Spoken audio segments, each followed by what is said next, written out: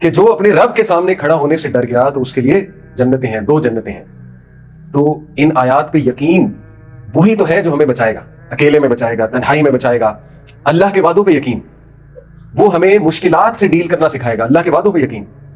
اللہ تعالیٰ کہتے ہیں نا کہ جو کوئی بھی اللہ کا تقوی اختیار کرے گا، سورہ طلاق کیا ہے، جو کوئی بھی اللہ کا تقوی اختیار کرے گا اللہ تعالیٰ اس کے لیے راستہ نکال دے گا. اور اللہ نے کہا اللہ اسے وہاں سے دے گا کہ اس کا گمان بھی نہیں جاتا. سورہ طلاق آیت نمبر 2 اور 3 ہے. یہ اللہ کا وعدہ ہے. تو یہ یقین کیسے آئے گا؟ That's the point. کیونکہ آغاز ہی دیکھیں، قرآن اللہ تعالیٰ نے بتا دیا قرآن سے مستفید کون ہوگا، متقین. اور متقین کو کنکلوڈ جو ان کی کوالٹیز کو کیا وہ کہاں پہ کیا کہ وبالآخرۃ ہم یوقنون، یقین ہے انہیں آخرت پہ، پکا یقین ہے. آپ دیکھیں یہ یقین ہی ہے نا کہ لوگ صبر کر جاتے ہیں، یقین ہے نا کہ لوگ مشکلات کے باوجود مسکراتے ہیں، یہ یقین ہے نا کہ لوگ بڑا کچھ قربان کر دیتے ہیں اللہ کے لیے، یہ یقین ہے نا کہ لوگ اپنی انا کو پیچھے رکھ دیتے ہیں، کسی کو معاف کر دیتے ہیں، کیونکہ انہیں یقین ہے کہ میرا رب اس کا بہترین صلہ دے گا. ان کو اللہ سے ملاقات کا یقین ہے. اور یہ ساری بات میں نے کیوں کی، یہ تمہید میں نے کیوں باندھی؟ کیونکہ آج بہت خوبصورت تلاوت جو کہ اس میں سورہ الانعام اس کی تلاوت ہوئی، پارہ نمبر 7، اور اس میں یہ آیات پڑھی گئی، میرے خیال چوتھی رکعت جو تھی اس میں. آپ کو ٹرانسلیشن سناتا ہوں. اللہ سبحانہ تعالیٰ کہتے ہیں یہ تو یوں کہتے ہیں کہ جو کچھ ہے بس یہی دنیاوی زندگی ہے اور ہم مر کر دوبارہ زندہ نہیں کیے جائیں گے. ان لوگوں کی بات ہو رہی جن کو یقین نہیں ہے کہ وہ کہتے ہیں کہ بس یہ دنیا کی ہی زندگی ہے اور مر کر دوبارہ ہم زندہ نہیں کیے جائیں گے. لیکن اللہ کہتے ہیں اور اگر تم وہ وقت دیکھو جب یہ اپنے رب کے سامنے کھڑے کیے جائیں گے، وہ کہے گا کیا یہ دوسری زندگی حق نہیں ہے؟ تو پھر اللہ ان سے سوال کرے گا اب بتاؤ، اب تو تم سامنے کھڑے ہو، کیا یہ حق نہیں ہے؟ تو وہ کیا کہیں گے؟ وہ کہیں گے بے شک ہمارے رب کی قسم یہ حق ہے. اللہ کہے گا تو پھر چکھو عذاب کا مزہ کیونکہ تم کفر کیا کرتے تھے. تو دیکھیے شرط یقین ہے. اگر آپ نے اللہ کے وعدوں سے فائدہ اٹھانا ہے، اگر آپ نے اللہ رب العالمین کو پہچاننا ہے، اگر آپ نے اللہ کی قربت حاصل کرنی ہے، اللہ کی معرفت حاصل کرنی ہے، اگر آپ نے تقوی اچیو کرنا ہے جو کہ اس منتھ کا پرپز ہے، رمضان کا مقصد ہے تقوی، تو پھر یقین ضروری ہے. یقین ضروری ہے. اور یقین ایسے نہیں آئے گا، یقین مانگنا پڑے گا. یقین آپ کو مانگنا پڑے گا. اللہ رب العالمین نے ہر چیز کی تقسیم کی ہے. دنیا اللہ تعالیٰ بغیر مانگے بھی دیتا ہے، کافر کو بھی دی دنیا. نان مسلم محنت کرے گا، دنیا دنیا دنیا، خزانے کھل جائیں گے اس کے لیے بھی دے دیتا ہے. لیکن کچھ چیزوں کی شرائط ہے. یقین ایسے نہیں ملے گا. یقین محنت سے ملے گا. یقین جو ہے وہ مانگ کر ملے گا. تو اس چیز کو مقصد بنائیں اس منتھ اور رمضان میں کہ اللہ یقین دے دے، اے اللہ ایمان دے دے. اور اس پر میں ایک دعا بھی آپ کو ریکمینڈ کروں گا. یہ دعا اخذ ہے سورہ حجرات کی آخری جو آیات ہیں اس سے. اللہم حبب الینا الایمان وزینہ فی قلوبنا وکرہ الینا الکفر والفسوق والعصیان واجعلنا من الراشدین. بہت خوبصورت دعا ہے. اے اللہ اللہم حبب الینا الایمان، ایمان کی محبت پیدا کر دے. وزینہ فی قلوبنا، اور ایمان کو ہمارے دلوں میں مزین کر دے. وکرہ الینا الکفر والفسوق والعصیان، اور کفر، گناہ، ہر قسم کے برے کام کی نفرت پیدا کر دے ہمارے دل میں. وجعلنا من الراشدین، اور ہمیں سیدھے راستے پر چلا. ان شارٹ کانٹیکسٹ بتا رہا ہوں دعا کے ترجمے کا. بہت خوبصورت دعا ہے. اسی طرح اللہ مہدنی وسددنی، بہت خوبصورت چھوٹی دعا ہے. اللہ مہدنی وسددنی، اللہ مجھے ہدایت دے، مجھے اسٹریٹ کر دے، سیدھے راستے پر چلا. اللہم انی اسألک الہدی والسداد، سیم دعا ہے. اسی طرح ربنا لا تزغ قلوبنا بعد اذ ہدیتنا وہب لنا من لدنک رحمۃ انک انت الوہاب. یہ بھی دعا ہے استقامت کی، یہ بھی دعا ہے ایمان کی. تو دعا کرنی پڑے گی، مانگنا پڑے گا اللہ سے.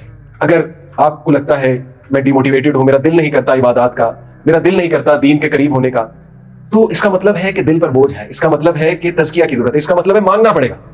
یہ تو کال ہے، یہ تو اچھی بات ہے، یہ اندر کی آواز ہے، یہ تو آنی چاہیے. یہ تو اسی کو آئے گی نا جس کا دل تھوڑا سا زندہ ہے، یا جس کو چاہ رہا ہے اللہ کہ یہ میرے قریب آئے. اس کو تو کبھی آئے گی ہی نہیں جس کو اللہ چاہتا ہی نہیں کہ میرے قریب ہو. تو یہ تو اچھی بات ہے، یہ تو اندر کی آواز ہے. تو یقین پیدا کیجیے، یقین پیدا کیجیے.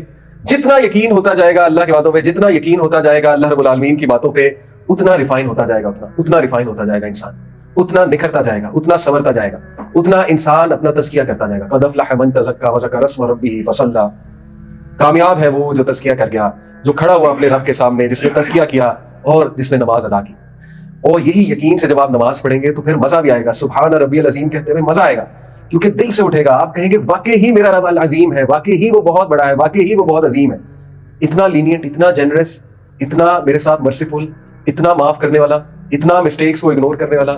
اس کی رحمت کتنی عظیم ہے. پھر وہ دل سے نکلے گا رکوع میں سبحان ربی العظیم، پھر سجدے میں سبحان ربی الاعلیٰ. وہ دل سے نکلے گا کہ یقین ہے واقعی میرا رب جو ہے وہ الاعلیٰ ہے. تو یقین پیدا کیجیے اور یقین مانگے اللہ رب العالمین سے. اور جتنا انشاءاللہ دین کا علم حاصل کرتے جائیں گے اس سے بھی یقین بڑھے گا، ضرور بڑھے گا. دوسرا جو ریمائنڈر ہے انشاءاللہ آج کا، کیونکہ یہ پچھلے جتنے پاراز ہم نے گو تھرو کیا الحمدللہ آپ لوگوں نے، اس میں بنی اسرائیل کا بار بار تذکرہ ہے.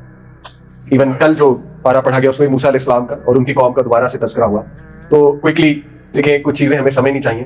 بنی اسرائیل کے ڈاؤن فال کی وجہ بار بار بتائی, اللہ نے بار بار بتائی کہ نصیحت پکڑ لو, سمجھ لو تم نے مسٹیکس نہیں کمٹ کرنی.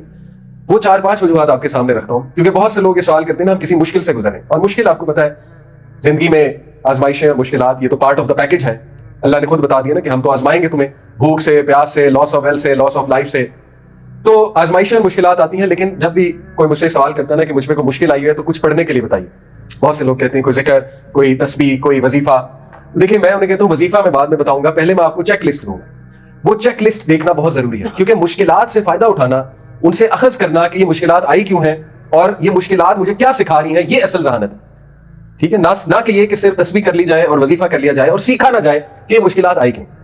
تو سیکھنے کے لیے کچھ چند ایک چیک لسٹ ہے, وہ سب سے پہلے دیکھنی چاہیے. سب سے پہلی چیک لسٹ, جب بھی آپ پہ کوئی مشکل وقت آیا ہوا ہے, کوئی مصیبت آئی ہے اللہ نہ کرے, یا یور کارڈز آر ڈاؤن اور آپ کو لگے زندگی تنگ ہو رہی ہے, تو سب سے پہلے دیکھیں کہ کہیں اللہ کی توحید میں تو آپ کہیں کمپرومائز نہیں کر رہے, کہیں آپ میں اس میں تو کوئی کمی نہیں آ رہی ہے. کیونکہ بنی اسرائیل کا ڈاؤن فال شروع ہی کب ہوا, جب انہوں نے بچڑے کی عبادت شروع کی, جب انہوں نے سونے کا بچڑا بنا لیا اور وہ اللہ کے غضب کو انہوں نے دعوت دی.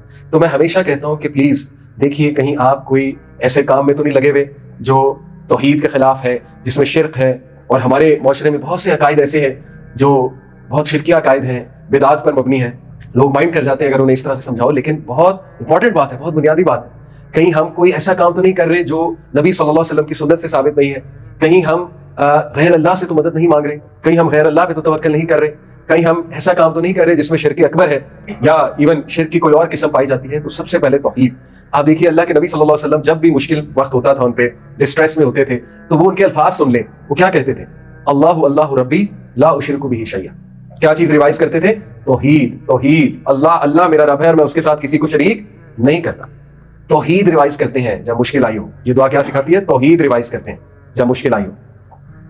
دوسری چیک لسٹ کہ کہیں آپ کا مال تو حرام کا نہیں ہے. مشکلات کے آنے کی بہت بڑی وجہ حرام کی کمائی. چیک لسٹ دیتا ہوں میں تاکہ ہم مستفید ہوں, فائدہ اٹھائیں. حرام کا مال تو نہیں ہے, کیونکہ حرام کا مال ہے تو دعا بھی قبول نہیں ہوتی. کہتے ہیں نا کہ دعا یا قبول ہوتی ہے یا محفوظ, اللہ آخرت کے لیے محفوظ کر لیتا نا, رد نہیں ہوتی. لیکن کتنی خطرناک بات ہے کہ جس کی حرام کی کمائی ہے اس کی دعا بھی نہیں قبول ہوتی. ٹھیک ہے, نہ محفوظ ہوتی نہ قبول ہوتی. حرام کی کمائی تو نہیں ہے, اس پر غور کریں. ٹھیک ہے, اور اس پر آج کل بڑے کم لوگ غور کریں. تیسری چیک لسٹ, اور یہ ساری بنی اسرائیل کے واقعات سے ثابت ہے کہ جب وہ شرک میں لگے, حرام میں لگے, فساد مچانے لگے. تیسرا جو چیک لسٹ ہے کہ کہیں آپ کوئی گناہ کے عمل میں تو نہیں ہے, یعنی کوئی ایسا عمل جو اللہ کو سخت ناپسند ہے اور آپ ریپیٹیٹیولی کر رہے ہیں, اور آپ کو ریمائنڈرز بھی آ رہے ہیں لیکن آپ ریپیٹیٹیولی کر رہے ہیں, آپ نے اس گناہ کو عادت بنا لیا. تو مشکلات, جب بندہ ویسے نہیں سمجھ رہا ہوتا پھر اللہ تعالیٰ اس کو ذرا ویک اپ کال دیتا. تو کہیں ایسا تو نہیں ہے, کوئی گناہ کے عمل میں مستقل تو نہیں لگے ہوئے. ایک ہے کہ مومنٹ آف ویکنس میں سلپ ہو جانا, وہ ہم سب سے ہوتا ہے, ہم سب انسان. ایک ہے مستقل لگا ہونا, کہیں وہ تو نہیں ہے. یہ تیسری چیک لسٹ ہے. چوتھی چیک لسٹ ہے کہ اللہ کے جو احکامات ہیں, جو اللہ نے کام کرنے کے لیے بتائے ہیں, جو اللہ کے حکم ہے, اللہ کا حکم ہے, کہیں اس میں تو کمی نہیں آ رہی. کیونکہ مشکلات آنے کی بہت بڑی وجہ یہ بھی ہوتی ہے کہ انسان بیسک احکامات میں عمل نہیں کر رہا ہوتا. مثال کے طور پر نماز پڑھنا, فرض نماز ادا کرنا, کتنا بیسک حکم ہے, کتنا بیسک حکم. فرض نماز جو شخص ادا نہیں کر رہا, آپ مجھے بتائیں اس کو وظیفہ کیا فائدہ دے گا اگر اس کو وظیفہ بتا بھی دیا جائے, اس کو کوئی ذکر بتا دیا جائے, اگر وہ فرض نماز نہیں ادا کر رہے تو پھر کیا مقصد ہے, پھر مشکل سے سیکھا تو نہیں. اسی طرح اللہ سبحانہ وتعالیٰ نے حکم دیا ہے خواتین کو پردے کا حکم دیا ہے. اللہ تعالیٰ نے مردوں کو بہت سے احکامات دیے ہیں, تو کیا ان احکامات پہ عمل ہو رہا ہے, کہیں کمی تو نہیں آ رہی, یہ دیکھنا چاہیے جب مشکل آئے. اور پانچویں چیک لسٹ جو ہے کہ حقوق العباد میں تو کہیں کوتاہی نہیں ہو رہی, کسی کا دل تو نہیں دکھایا ہوا, کسی کے ساتھ سختی تو نہیں کی ہوئی, کسی کی زندگی تو آزاد نہیں بنائی ہوئی. آپ دیکھیں بنی اسرائیل نے جب فساد شروع کیا, آپس میں قتل و غارت شروع کی, ایک دوسرے کے حقوق ضمن کرنا شروع کیے, کتنا برا ڈاؤن فال آیا. تو یہ 5 چیک لسٹ جو ہے ہمیں سیکھنا چاہیے. جو واقعات ہیں, یہ واقعات ہمیں سکھاتے ہیں کہ قوموں کا ڈاؤن فال تب ہوتا ہے جب ان سے موٹی موٹی یہ 5 مسٹیکس ہوتی ہیں, اور بھی بہت ہیں, موٹی موٹی بات کر رہا ہوں. نمبر 1, توحید میں کمی, شرک. ٹھیک ہے, یہ چیک کرنا چاہیے کہ کہیں غلط عقائد کی وجہ سے تو ہم پہ مصیبت نہیں آئی ہوئی, مشکل نہیں آئی ہوئی. لیٹس ریوائز آور توحید, اپنی توحید کو خالص کرتے ہیں, اپنی توحید کو ریوائز کرتے ہیں. نمبر 2 کہ حرام کی کمائی تو نہیں ہے, کہیں سے حرام تو نہیں آ رہا ہے کیونکہ اس کے برے اثرات ہوتے ہیں. نمبر 3 کہیں کوئی ایسا کام مستقل تو نہیں میں کر رہا جس میں اللہ کی ناراضگی ہے, مستقل تو نہیں ناراض کیا ہو اللہ کو. اگین کلیئر کر رہا ہوں, مومنٹ آف ویکنس میں سلپ ہو جانا وہ ایک الگ بات ہے, وہ ہم سب سے ہوتا ہے, لیکن مستقل ایک گناہ کرنا تو اس پر غور کرنا چاہیے. نمبر 4 اللہ کے جو احکامات ہیں, جو اللہ نے حکم دیے ہمیں کرنے کے لیے, کہیں ان میں تو کمی نہیں آ رہی. اور نمبر 5 کہ حقوق العباد میں تو کہیں کمی نہیں آ رہی, کہیں کسی رشتہ دار کا تو دل نہیں دکھایا ہوا, کہیں کسی کا حق تو نہیں مارا ہوا. دیکھیں ایک بندہ اس نے بہنوں کو وراثت میں دی, اس کو وظیفہ کیا افیکٹ کرے گا, اس کو وظیفہ بتا کے ہم نے کیا کرنا ہے, اتنا بڑا حق اس نے مارا ہوا ہے. تو اللہ نے کہا نا کہ جو کوئی بھی میری وحی سے میری انسٹرکشن سے آراز کرے گا, ومن اعرض عن ذکری فإن له معیشۃ ضنکا, جو کوئی بھی میری انسٹرکشن سے آراز کرے گا, سورۃ طہ کیا ہے, فإن له معیشۃ ضنکا, اس کی زندگی ہم تنگ کر دیں گے, اس کی زندگی میں مشکلات ہوں گی. تو زندگی جب تنگ ہوتی ہے تو سب سے پہلے چیک لسٹ سامنے لانی چاہیے, اس کے بعد جو ہے وہ انشاءاللہ وظیفہ بھی افیکٹ کرے گا, اس کے بعد انشاءاللہ تعالیٰ جو بھی آپ اللہ سے دعا کریں گے وہ ضرور اللہ تعالیٰ قبول بھی کرے گا, آسانی بھی پیدا کرے گا. تو ہمیں پرانی قوموں سے سیکھنا چاہیے, اللہ تعالیٰ ہمیں سیکھنے کی توفیق عطا فرمائے اور ہم سب کی زندگیوں میں آسانی دے, عافیت دے, اور آپ سب کے لیے میں دعا کروں اللہ تعالیٰ آپ کو حیاتاً طیبہ دے. جزاکم اللہ خیر, سبحانک اللہم و بحمدک, اشہد ان لا الہ الا انت استغفرک و اتوب الیک, والسلام علیکم و رحمۃ اللہ وبرکاتہ.